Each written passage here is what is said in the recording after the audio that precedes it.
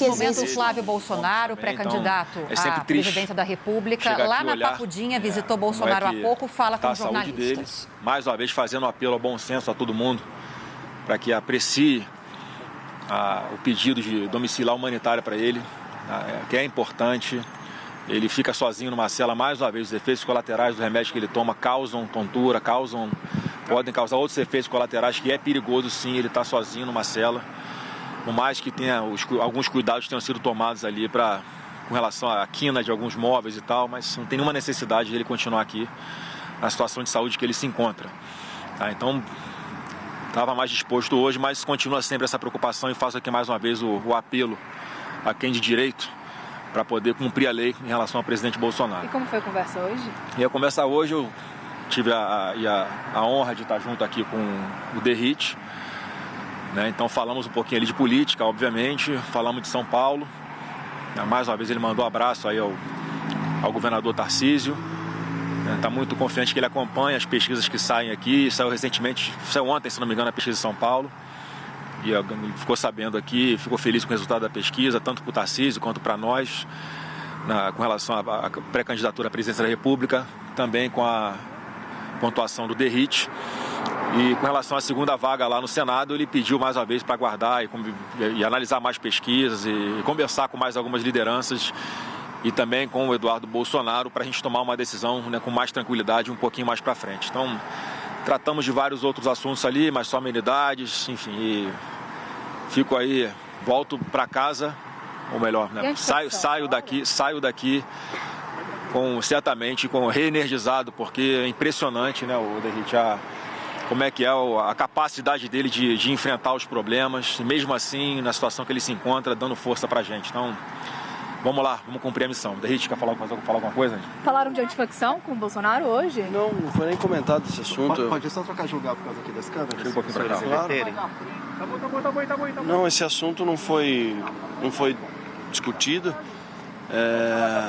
E como o senador Flávio Bolsonaro comentou, o presidente, em que pese o quadro de saúde dele ser uma grande preocupação nossa, a gente faz esse apelo aí para que seja o mais rápido possível, seja determinada aí a prisão domiciliar, uma decisão mais humanitária do que jurídica, e o presidente se mostrou hoje bem animado.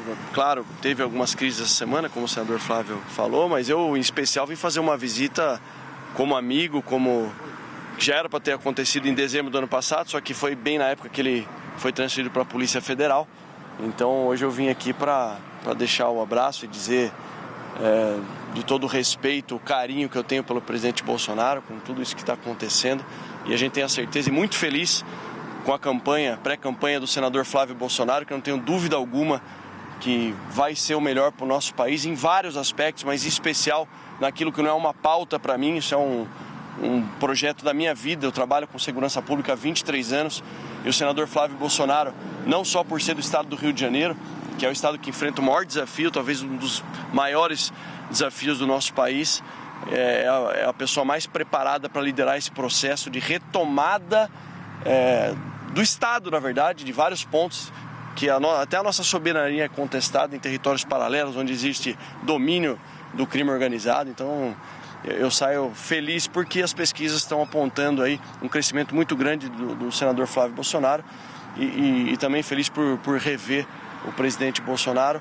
Claro, não nas condições que nós gostaríamos, mas fazer essa visita como amigo leal que sempre fui. Mas deputado, não falaram de antifacção, escala 6x1? Não foi discutido. Ele comentou, aprovou o projeto e tal, mas não entrou em detalhes. Enfim, porque a conversa foi mais em torno do futuro do nosso país, do cenário político, enfim. Mas ele deu orientação à bancada? Não, esses assuntos foram tratados com o senador Flávio, que é quem está liderando esse processo, esses acordos políticos dos estados. No que tange a minha parte, eu fico feliz em ter o apoio do presidente Bolsonaro, do senador Flávio Bolsonaro, consolidado para uma das vagas do Senado, mas deixei muito claro para o presidente Bolsonaro e para o senador Flávio que eu Eu sou soldado desse grande time que está sendo formado.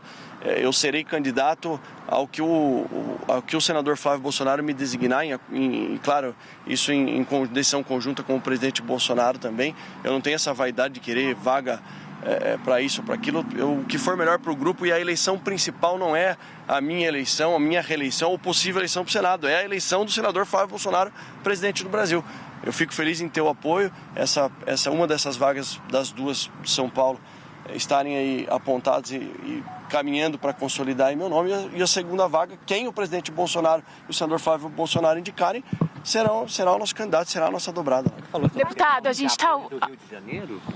Não, vamos lá, pessoal, não tem isso. Só o Derrite aqui ele fica medindo as palavras, mas é uma coisa que está batido o martelo, inclusive com o governador Tarcísio, que é a questão dele ser pré-candidato ao Senado em uma das vagas, reeleição do governador Tarcísio, e a outra vaga a gente vai conversar, obviamente, também com o presidente Bolsonaro, com o Eduardo e também com o governador Tarcísio. Então, com relação ao Rio de Janeiro, ele também teve ali a notícia, nós tomamos a decisão de ontem, um palanque completo, e eu quero aproveitar a oportunidade para falar do ocorrido ontem,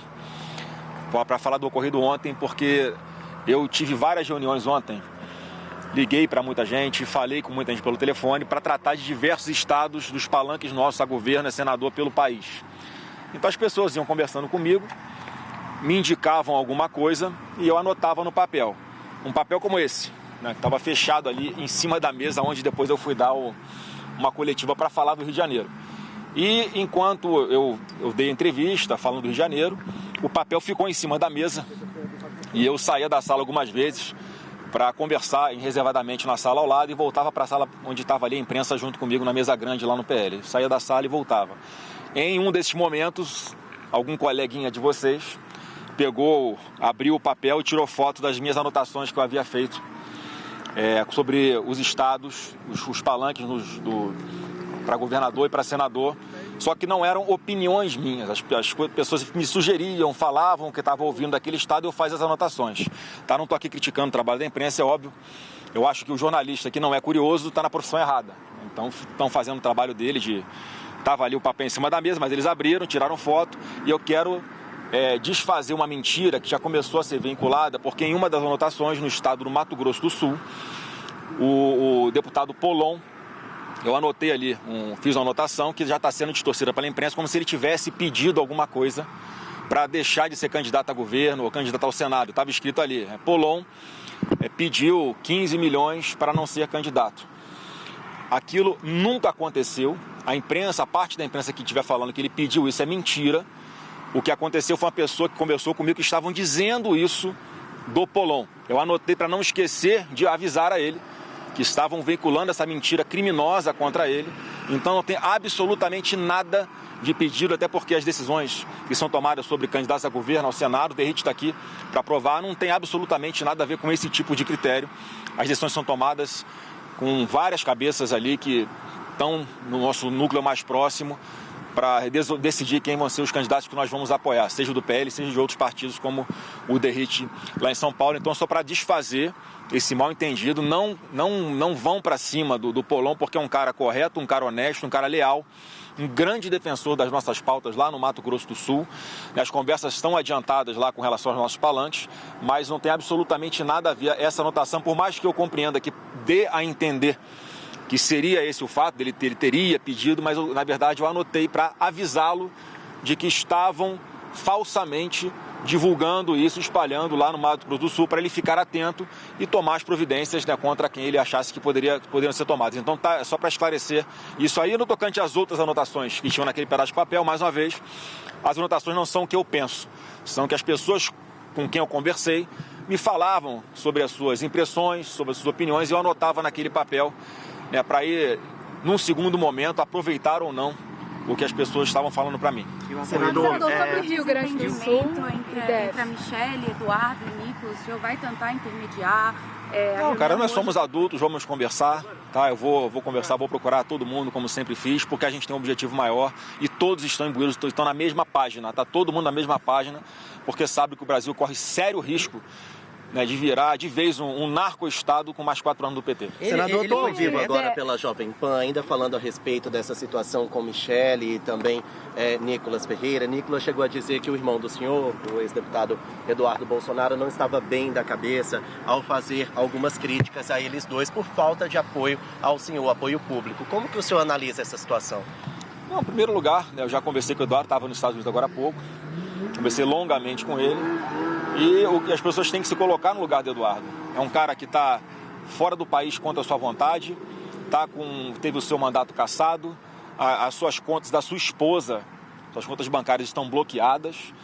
É uma pessoa que acompanha à distância, muito ansiosa para que todo mundo compreenda como ele compreende, como todo mundo compreende, que essa não é uma disputa de vaidade, quem tem que vencer uma discussão. Todo mundo compreenda o mais rápido possível que a gente tem uma missão, que é resgatar o Brasil. Então é nesse aspecto que funciona a cabeça do Eduardo Lar, mas eu conversei bastante com ele, ele se comprometeu ali, a colaborar da forma que ele puder.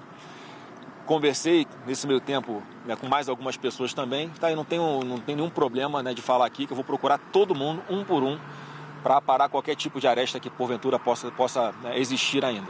E sobre DF e Rio Grande do Sul, como ficou a chapa nesses dois lugares? No Rio Grande do Sul, a gente, o Zuco, que está capitaneando, né, está comandando esse processo de negociação, me parece que lá ele chegou numa composição com o PP e, a princípio, lá ele é o nosso pré-candidato a governador e na outra vaga do PL o nosso pré-candidato é o Sanderson. Então ele está compondo lá que talvez o PP integre a chapa dele como vice, mas aí tem que ouvir melhor o Zuco, porque também não é uma decisão que eu sempre vou anunciar depois já tiver conversado com todo mundo e já estiver bem decidido. E a mesma coisa aqui no DF, que você perguntou, a Santa Catarina. A Santa Catarina é um lugar que ele já tem a decisão tomada, que o governador Jorginho é o candidato à reeleição. Os nossos 2 pré-candidatos ao Senado são a Carolina Detoni e o Carlos Bolsonaro. Inclusive conversei com a mim ontem, aqui no Senado Federal, que, enfim, é uma pessoa que sempre foi muito próxima de nós, vota conosco, pensa como a gente também, mas na política é assim que funciona, lá o palanque está definido, porque são pessoas qualificadas, né? O Carlos vai para Santa Catarina, que é um estado que ele é apaixonado por Santa Catarina, ele tem muitas ligações com Santa Catarina na sua vida, inclusive quando o Adélio Bispo estava planejando dar facada no presidente Bolsonaro, antes do fatídico dia 6 de setembro de 2022, ele esteve num clube de tiro onde o Carlos estava, em Santa Catarina, para tentar, enfim, a gente não sabe, acho que não teve êxito em encontrar o Carlos, porque o Carlos naquela oportunidade acabou não indo ao clube de tiro, mas para mostrar que o Carlos é uma pessoa que tem vínculos históricos ali com Santa Catarina e vai ser um grande reforço, sem dúvida alguma, o nome dele lá junto com a Carol Detoni. Senador, sobre o Carlos, sobre a Procuradoria-Geral ter hoje voltado com a investigação contra o Carlos lá no Rio de Janeiro. Sinceramente, o advogado dele, eu conversei com ele, falou que não sabe por que está acontecendo, já estava arquivado, não tem nenhum fato novo. Mas, enfim, eu espero que não seja um movimento político por causa da minha pré-candidatura. Porque, infelizmente, algumas pessoas têm essa mania de botar faca no pescoço dos outros, inventar crime onde não tem, achando que com isso vai ter alguma moeda de troca. Então, eu espero que não seja isso, porque lá, com relação ao Carlos, essa investigação estava arquivada já. Não tem nada de um fato novo, nada, absolutamente nenhum fundamento legal, jurídico, que justifique isso ser reaberto. Senador, e dosimetria? Os senhores ainda discutem para derrubar os vetos presidenciais numa tentativa de acabar tirando o ex-presidente aqui da papuda? Como que o senhor vê? Não, nós estamos só aguardando a marcação da sessão do Congresso Nacional para derrubar esse veto, a dosimetria.